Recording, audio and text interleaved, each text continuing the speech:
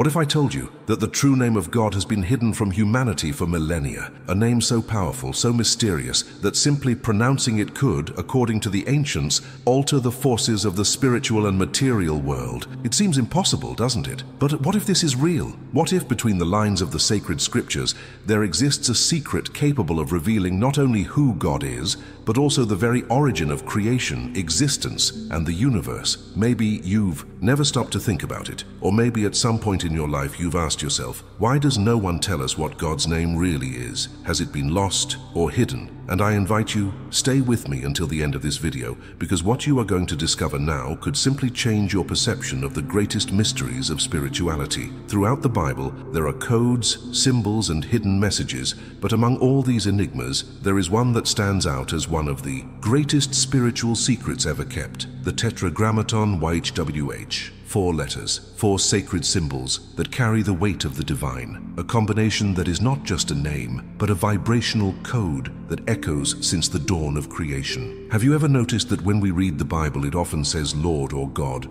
but almost never mentions a specific name? This is no coincidence. Since ancient times, this name has been considered so sacred, so incomprehensible, that Jewish tradition forbade its pronunciation. What's more, many believe that the vibration of this name has the power to activate spiritual frequencies capable of touching dimensions that most people don't even imagine exist. What few people know is that the name YHWH is not just a sound. It is, in fact, a definition of the very concept of existence. Yes, the name of God carries in its essence the revelation that His was and always will be an eternal being, outside of time, outside of space, a mystery that has defied human logic since the beginning of creation. And this is where the mystery deepens, because if this name carries so much power, so much meaning, why was it hidden? Why, throughout history, was it considered too dangerous to speak? What was there about it that could in some way connect humans directly with the most hidden forces of the universe? Imagine if the simple act of pronouncing this name could open spiritual portals, alter realities, or access secrets that have never been allowed to ordinary men. This is not a conspiracy theory. It is not fiction. This is one of the greatest enigmas of the world's oldest spiritual traditions, and to this day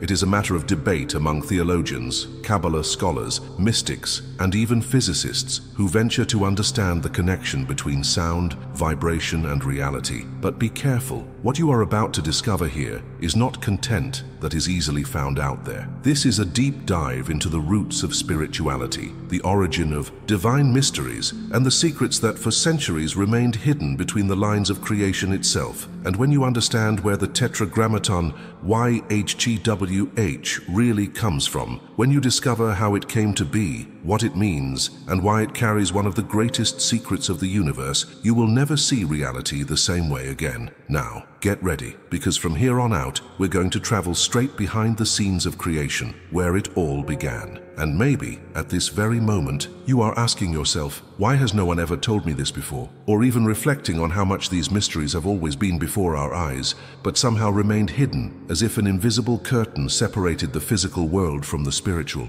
And look, if this subject makes sense to you, if at any point in this video you have felt that butterflies in your stomach, that restlessness that only appears when something inside awakens, then do one thing. Leave here in the comments what touched you the most so far. I really read every comment, and believe me, that's where a community is born. A circle of people who, like you, also seek to understand the mysteries that have been hidden from humanity for so long. And take advantage now. If this journey is making you reflect, if these revelations are impacting you in some way, click no like. It may seem like a simple gesture, but in fact, when you like something, YouTube understands that this is relevant content, and so it delivers this video to many more people who perhaps are looking for exactly this answer, exactly this awakening. And look, if you feel that this type of knowledge needs to continue, if you want to follow me on this journey through the hidden mysteries of the scriptures, the divine origins and the secrets that shaped creation, subscribe to the channel now and activate the bell. This is what keeps this message alive, active, and what allows us to walk this path of discovery together. Because, after all, you are not here by chance. There is a reason, there is a calling, and only those who feel it inside know what I am talking about. Now, hold on tight, because from this point on, we will descend even deeper towards the pure essence of this mystery. because understanding what the Tetragrammaton is not just about deciphering 4 letters, it is about unlocking the very code of existence. Now I want to go even deeper into this subject, because the truth is that this name, this set of 4 letters that form the Tetragrammaton YHWH, was not hidden by chance. Behind it lies a network of spiritual decisions, ancient traditions, and a hidden truth that spans generations. The name of God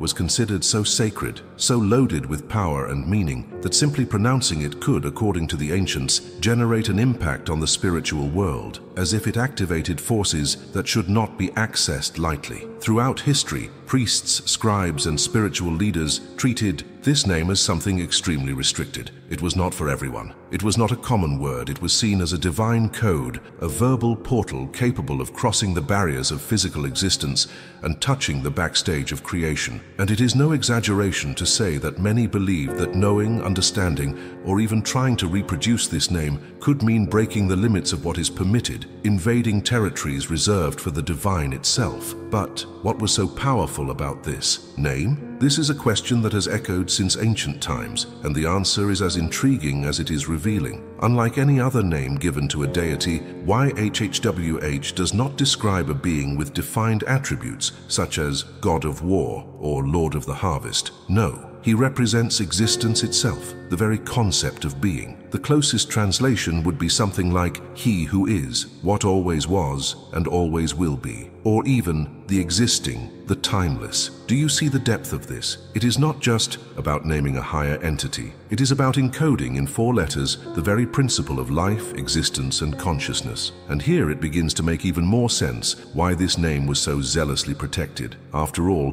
whoever masters the understanding of being also masters the keys to reality. And was every mind ready to access this level of consciousness? Would any person, at any time, have the spiritual maturity to understand this power without getting lost? The mindset of ancient peoples was clear. Certain knowledge should not be made available indiscriminately. There were secrets that needed to be protected, not out of malice, not out of selfishness, but for spiritual security. And, in their view, this name was one of those revelations that, if misused, could cause imbalance not only in the individual, but in the entire collective. The most impressive thing is to realize how this decision directly impacted the way humanity related to the divine throughout the centuries. By hiding or replacing the name with titles like Adon or Elohim, a distance was created, an extra layer between the human and the sacred. It is as if direct access had been sealed, reserved only for those who truly sought it with sincerity, purity, and awareness. And this raises another powerful question.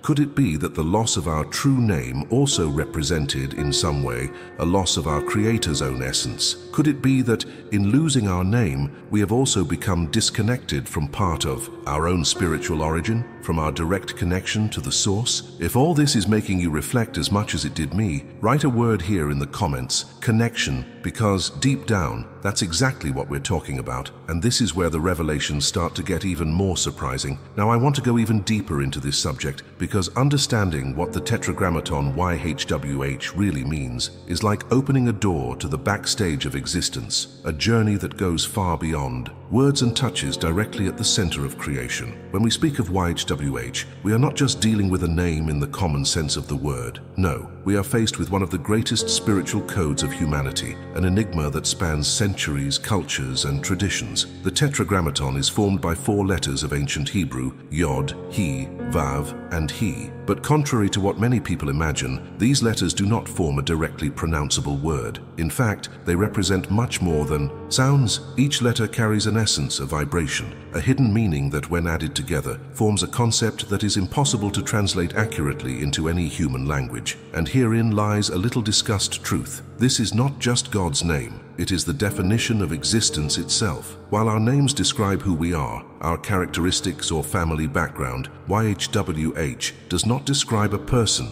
an entity, or a being in the limited sense that we know. He defines an absolute state of being. Something like saying, He who is, who was, and who will always be. A force that transcends time, space, matter, and any concept that that our finite mind can comprehend. Therefore, within the oldest Jewish traditions, this name was never pronounced aloud. Whenever it appeared in the sacred texts, readers replaced it with Adon, which means my Lord, or by Elohim, which means God. This substitution was not a simple gesture of respect. It was a decision loaded with spiritual significance, because, for them, vocalizing this name without due purity, without the correct preparation, could generate spiritual imbalances, disrupt the harmony of the divine spheres, and even bring unpredictable consequences to whoever dared to profane it. It is interesting to see how this mentality has crossed generations, shaping the relationship between human beings and the divine. The name became a whispered secret, passed down only among the initiated, those who had access to the highest knowledge, the hidden codes of the scriptures and the mysteries that govern existence itself. It was as if each letter were a key, a password,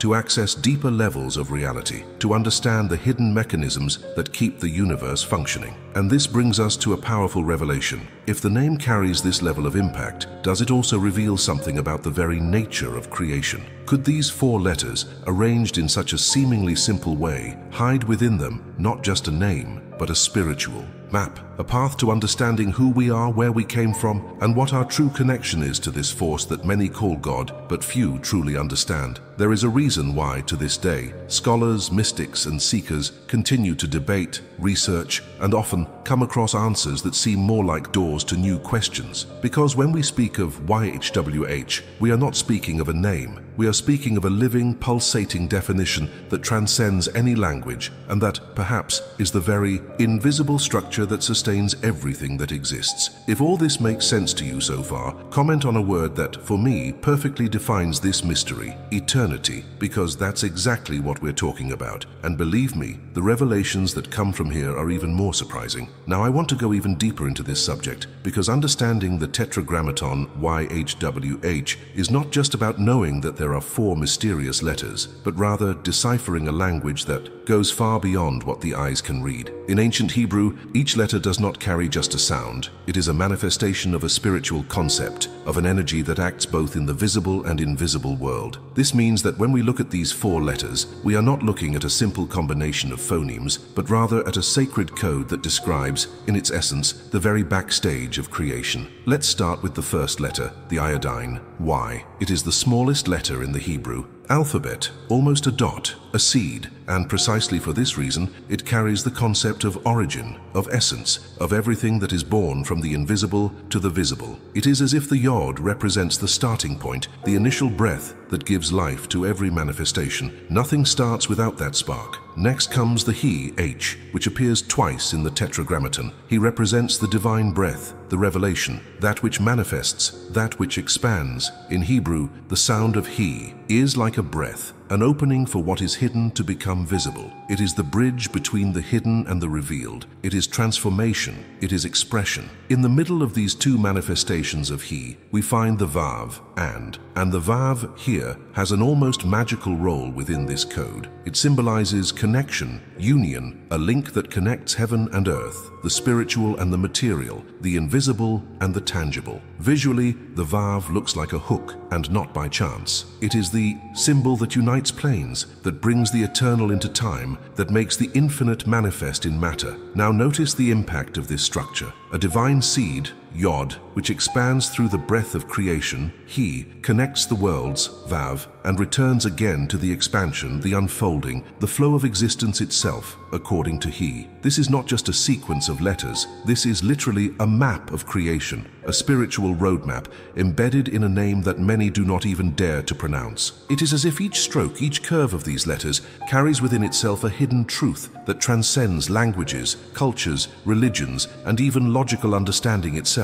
And here, once again, it becomes clear why the ancients treated this name with such care. They knew that pronouncing these 4 combined forces was not just speaking, it was creating, it was moving the invisible gears that govern existence. This is not just any knowledge, this is encoded spiritual technology, a living structure that not only reveals the identity of the Creator, but also provides profound clues about our own journey, about who we are and how we are directly connected to this same flow of existence. And if this dive has already made you look at reality with different eyes, then leave a comment here with a word that for me defines exactly this perception that we are building together: code. Because deep down, that's exactly what it's all about. And from that point on, the revelations get even more intriguing. Now I want to go even deeper into this subject, because when we begin to understand where the name YHWH really comes from, everything changes. Our perception of existence, of the divine, and even of ourselves undergoes a true transformation. This name, which for centuries was shrouded in mystery, did not arise by chance, nor was it invented by human hands. In fact, it carries within itself a definition that transcends any limits of language, culture, or time. The root of this name is directly linked to the Hebrew verb hava, which means to be, to exist, to happen. And here begins the most powerful revelation of all, because unlike any other name that merely identifies, labels, or separates, YHWH does not describe an entity. He defines an eternal condition, an absolute state of existence. It is as if he were saying, directly and unquestionably, I am he who is, who always was, and who always will be. A statement that is not limited to the past, nor to the future, nor even to the present. It is the very essence of being, of continuous existence, beyond any human understanding. Do you see the impact of this? When the ancients received this revelation, they were not simply learning a name, but rather accessing a hidden truth about the very fabric of reality. Because if God is being itself, existence itself, then everything that exists carries, in some way, this divine spark. Every atom, every molecule, every life form is directly connected to this eternal flow that's simply and here comes a reflection that cannot be ignored. If the name defines the very concept of being, this means that the Creator is not restricted to a place, an image, a representation. He is the movement of life itself, the event itself. It is the one that never began, that never ends, that simply exists fully, absolutely, and uninterruptedly. This revelation not only changes the way we understand the divine, but also breaks paradigms about who we are within this universe, because if we carry within us this same force of existence, this places us before a journey much deeper than what we were taught. It forces us to question, could the distance between the human and the divine not be an illusion created by limited interpretations? Could the true objective always have been to remember that, in some way, we are an extension of this same eternal existence? Now it makes sense to understand why the name was so jealously guarded, because it is not just a sacred word, it is a coded reminder of our true origin, of who we are in essence, and perhaps of an inner power that humanity, for centuries, has been taught to forget. And honestly, answer me here in the comments. Do you think humanity was kept from this knowledge to protect itself, or to be kept from a truth that could change everything? Because when we understand that even the Creator's name carries a code of existence, there is no way to look at reality in the same way anymore. And from here, the revelations begin to touch an even deeper level of consciousness. Now I want to go even deeper into this subject, because understanding why this name was forbidden to be pronounced is to enter a dimension where spirituality, mystery, and even fear intertwine in a way that few dare to explore. It was not simply a matter of respect or tradition. It was a decision loaded with spiritual impact, based on the belief that this sacred name was not just sound, it was pure vibration, a frequency capable of moving forces that completely surpass human logic and understanding. In ancient Judaism, speaking this name out loud was not only discouraged, it was seen as an extremely dangerous act. Tradition held that pronouncing the Tetragrammaton without being in an absolute state of purity, balance, and awareness could be interpreted as a type of blasphemy, a mistake so serious that it endangered not only the person doing it, but also the spiritual balance of the environment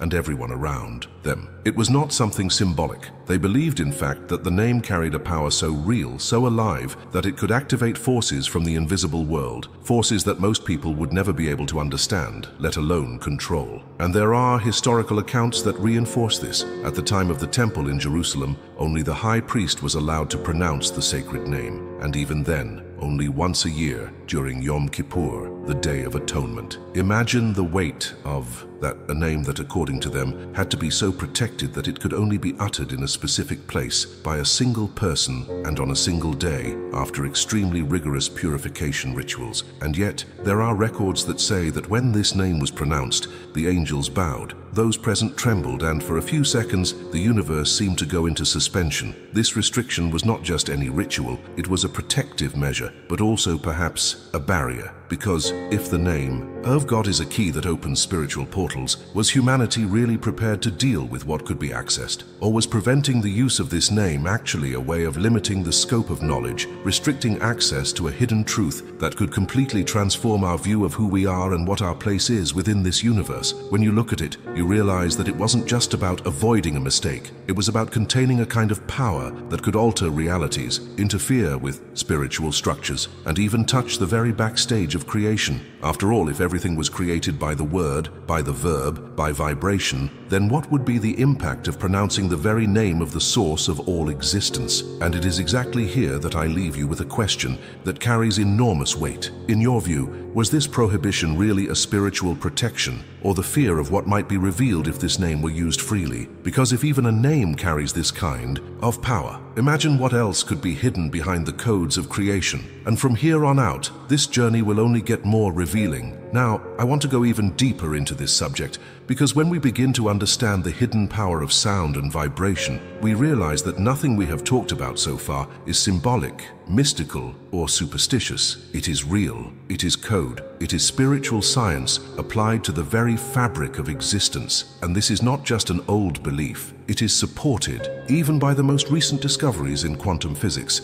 and the neuroscience of vibration. Think about it. If everything in the universe is made of energy, and this energy is organized through frequencies, then sound is not just a noise in the air, it is a force capable of generating transformation in matter, in the mind, and in the spiritual field itself. And if this is already true when we talk about any sound, imagine the impact of a sacred sound, a name that carries the vibrational signature of the very source of existence. The name of God, represented by the Tetragrammaton YHWH, is not just a set of letters. It is, in fact, a sequence of frequencies, a sound code that, when correctly pronounced or even mentally intoned, activates hidden patterns in the fabric of reality. This may sound strange to those who have never delved into this type of knowledge, but today even science admits that vibration has the power to reorganize particles, alter molecular structures, and even influence emotional and mental states. There is a famous experiment that helps illustrate this. When sand particles are placed on a metal plate and subjected to different sound frequencies, these particles rearrange themselves to form perfect geometric patterns, almost like mandalas. This phenomenon is known as cymatics, and the most surprising thing is that the higher the frequency, the more complex and harmonious the designs formed. Now it makes sense, doesn't it? The name of God is not just sound, it is a vibrational pattern capable of reorganizing not only matter, but consciousness, reality, and even spiritual dimensions. When the ancients said that the name should not be pronounced lightly, they were not just protecting a dogma. They were in fact aware of the real impact that this could generate in the subtle fields of existence. It is as if pronouncing this name correctly and consciously was the spiritual equivalent of pressing a button hidden in the source code of the universe, a button that can open portals of connection to higher planes, but that, if pressed without preparation, could also generate emotional, spiritual, and even physical collapses. This perception completely changes our mindset about the importance of words, sounds, and what we emit into the world, because if even a name carries this kind of impact, then everything we say, consciously or unconsciously, is in some way shaping our reality. The question remains, how many times, without even realizing it, has humanity activated codes, opened doors, or blocked access simply by the vibration of the words it chose to use? And that's exactly where I really want to know your opinion. In your view, if everything in creation responds to vibration, do you believe it would be possible to use sound and frequency as a key to access higher levels of consciousness, healing, and transformation? Because when we understand that the entire universe is made of sound codes, everything changes, and what comes from here simply redefines everything we thought we knew about reality. Now I want to go even deeper into this subject, because when we begin to observe this mystery outside the borders of the Hebrew tradition, we realize that the reverence for the power of divine names is not an isolated phenomenon, nor exclusive to one people. In fact, this pattern is repeated in civilizations separated by thousands of kilometers, cultures, languages, and even eras, and this, honestly, cannot be a coincidence. In ancient Egypt, for example, there was a belief that knowing the true name of a deity or even a person gave one absolute power over that person. Egyptian priests guarded the secret names of the gods as if they were magic keys, capable of opening spiritual portals or manipulating forces of nature. The goddess Isis herself, in one of the oldest texts, was only able to awaken the supreme power of Ra, the sun god, when she forced him to reveal his secret name. and from that moment on she began to hold a power that was previously reserved only for him. In Babylon, this concept was also present. Through incantations, rituals, and sacred mantras, the Babylonians believed that they could alter not only earthly events, but also access the hidden forces that govern destiny and the cosmic order. And once again, everything begins with sound, with the name, with the correct vibration, as if the universe itself responded to commands emitted from specific sound keys. If you look at the tradition of Kabbalah, things get even more intense. There, each letter of the Hebrew alphabet is not just a phonetic symbol, it is a force, an entity, a frequency that interacts with spiritual dimensions. Kabbalists claim that the universe itself was created through the combination of these letters, forming not just words, but codes that sustain reality on all levels. When someone studies the Tree of Life, the Sephirot, or even the 72 names of God revealed in the Kabbalistic tradition, they are in effect trying to decipher the hidden architecture of the cosmos. And if you think this is just a Middle Eastern thing, look at what happens in Eastern traditions. In Hinduism and Buddhism, mantras fulfill exactly this function. Sacred words like about, Aham Brahmasmi, or Om Mani Padme Hum, are not just expressions of faith, they are vibrational sequences that practitioners believe can align body, mind, and spirit with the forces of the universe, unlocking higher states of consciousness, healing, and expansion. The most fascinating thing is to realize that people who never had contact with each other came to the same conclusion. Sound, name, and vibration are gateways to the essence of existence. And here comes the question that cannot be ignored. Could there be common knowledge behind these distant traditions, a primordial code that was distributed in pieces throughout the world, stored in different languages, rituals, and symbols, as if humanity itself had been programmed to, at some point in its journey, begin to reconnect these pieces and access a hidden truth that was always present, but hidden in plain sight? And I really need to know your opinion on this. For you, are these similarities between civilizations just coincidences, or are they clear clues that there is ancestral, universal, and powerful knowledge which humanity has been, little by little, conditioned to forget? Because if all of this is right, the journey we've started here is much bigger than any of us imagined. Now I want to go even deeper into this subject, because if up until now we have understood that the name of God carries not only sound, but codes, vibration, and a force that transcends everything, then there is a question that begins to echo very strongly within consciousness. What does this name actually reveal about us? And this is perhaps the most disconcerting and, at the same time, the most transformative part of this entire journey. Chaktu W means he who is. This is not limited to a distant definition outside of us, locked in a religious or philosophical concept. This is, in essence, a direct invitation for each human being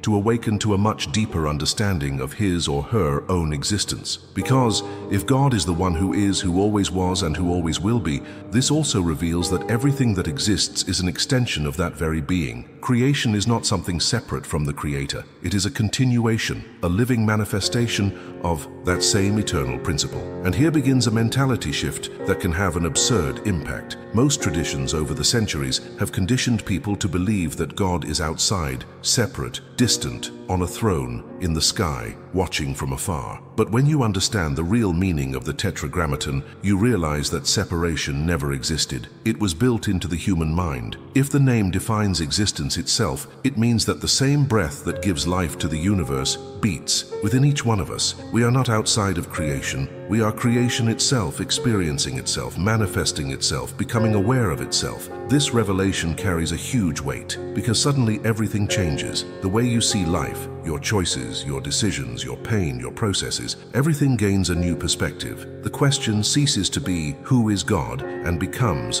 what does it mean to exist? Because in the end, the sacred name is not just written on ancient parchments, it is encoded in the very DNA of existence, and that includes you. Now it makes much more sense to understand why this name was hidden, protected, and kept as a treasure. Because if humanity were to access this hidden truth before it was ready, before it had sufficient spiritual maturity, it could generate imbalance, arrogance, and a total disconnection from the responsibility that comes with this awareness. Because it is not enough to know that you carry within you the reflection of your own divine existence. You need to be clear about the impact this has on the world, on reality, on your choices, on your thoughts, on your vibration. The name is not only a revelation about who God is, it is a mirror that reflects reflects who we are within this cosmic equation, and perhaps the greatest fear of those who hid this knowledge was not about the name itself, but about what could happen if people woke up to the fact that they were never separated from the divine. Because someone who understands this does not submit, does not bend, does not accept living disconnected from their own essence. This person becomes free, conscious, awakened, and now I really want to know. In your opinion,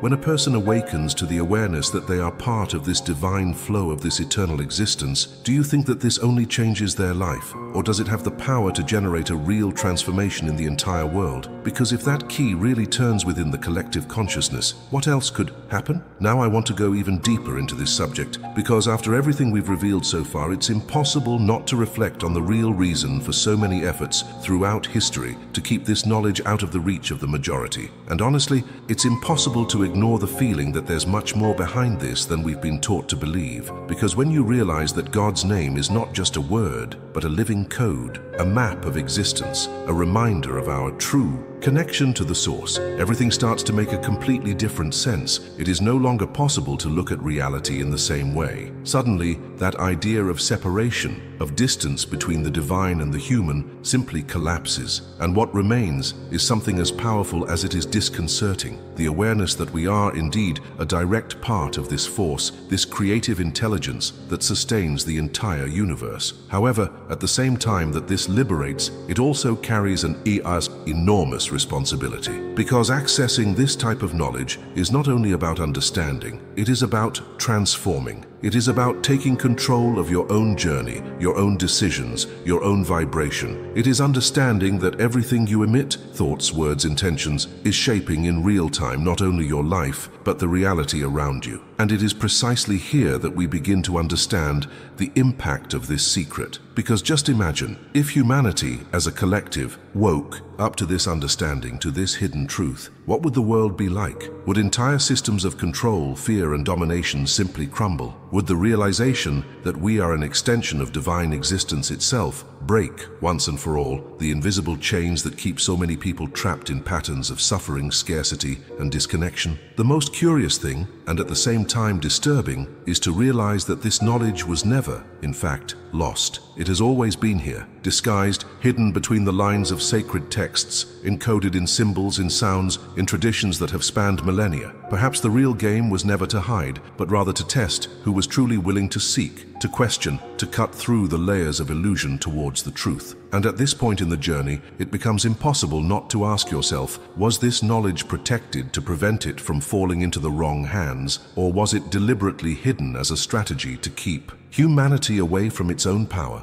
Because if the key to one's own existence is encoded in 4 letters, what else remains hidden, waiting to be revealed? If you've made it this far, it's because this message really touched something deep inside you. And honestly, it makes perfect sense. When we access this kind of knowledge, we can no longer look at reality in the same way. And if this content made sense to you, if in some way this journey brought you clarity, reflection, or even that discomfort that only appears when the truth starts to poke at our conscience, then this is just the beginning. Take advantage and subscribe to the channel, because here we follow exactly this proposal to reveal, question, and decipher everything that was hidden, forgotten, or perhaps protected for centuries. And look, if you really stayed with me until the end, comment below. I went all the way because this message was for me, just so I know who are the seekers who are truly committed to this journey of transformation. And of course, leave your like, not as an automatic gesture, but as a way to keep alive this connection that we have built together so far. Because when you do this, you also strengthen this movement, this frequency that, little by little,